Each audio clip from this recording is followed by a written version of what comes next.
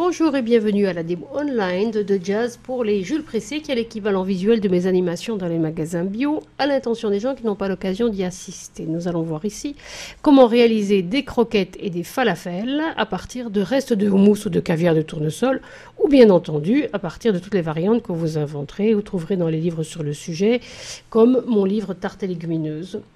Je présente ces croquettes végétales en famille et elles sont mieux appréciées comme choix alternatif aux classiques croquettes de viande.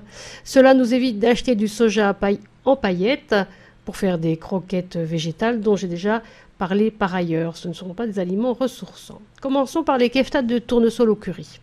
On part de restes de caviar de tournesol. On ajoute un peu de chapelure, de l'ail pressé, un peu de sel. On mélange à la fourchette ou au robot, comme je l'ai fait ici. Dès que le mélange est bien amalgamé, vous pourrez mouler les keftas à la main.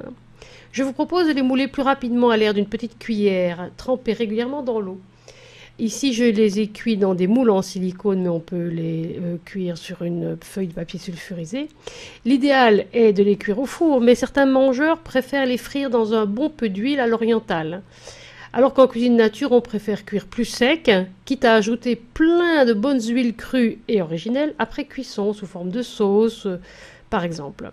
On conserve les keftas au frais dans un récipient bien fermé une semaine, sans souci. Pour les falafels de houmous, la procédure est similaire. On ajoute au reste de houmous un peu de chapelure et une gousse d'ail pressée à l'aide d'un pressail. Démonstration ici pour les Jules non initiés. On ne va pas salir un Jazz Max juste pour 2 gousses d'ail tout de même. On moule le mélange comme pour les keftas, ou mieux encore à l'aide d'une cuillère à glace, c'est bien pratique. Faute de moule mou, les moules en silicone, vous cuirez sur une feuille de papier sulfurisé, comme ceci. Voici ce qu'on obtient après 20 minutes de cuisson au four chaud, un peu trop chaud d'ailleurs. Les falafels se conservent au frais une semaine et viendront bien à point pour des pique-niques improvisés, comme j'en expose des exemples dans Une cure anti-fatigue.